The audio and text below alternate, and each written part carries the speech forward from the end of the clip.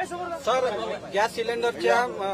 Gas सिलेंडरच्या किमतीवर टीका करताना मोदींचा व्हिडिओ शरद पवारांनी भरसभेत दाखवून मोदींवर घणाघाती टीका केली. आणि जर शरद पवार साहेबांचे व्हिडिओ आम्ही दाखवत गेलो तर किती कोलांटी उड्या त्यांनी मारलेल्या आहेत हे लक्षात येतील.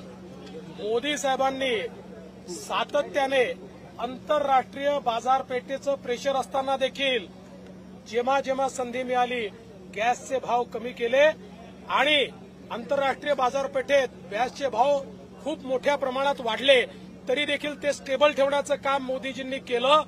खरं म्हणजे गॅसचे भाव पास थ्रू करण्याचं पाप कोणाचं आहे? ते तर काँग्रेसचंच आहे ना.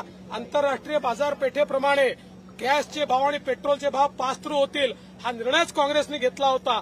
त्यातनं रिलीफ देण्याचं काम मोदीजींनी केलंय. त्यामुळे पवार साहेबांनी आम्हाला हे सांगू नये.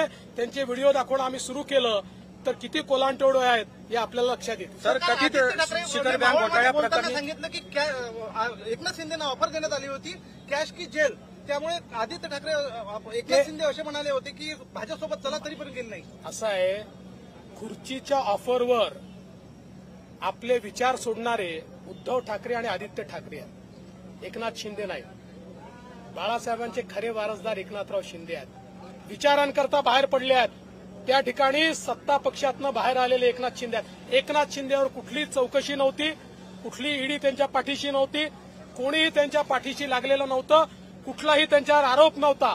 केवळ विचारांकरता ते बाहेर पडले आहेत. त्यामुळे ज्यांनी सत्तेकरता, खुर्चीकरता, पैशाकरता त्या ठिकाणी विचार सोडले त्यांनी एकनाथ शिंदेवर बोलू नये.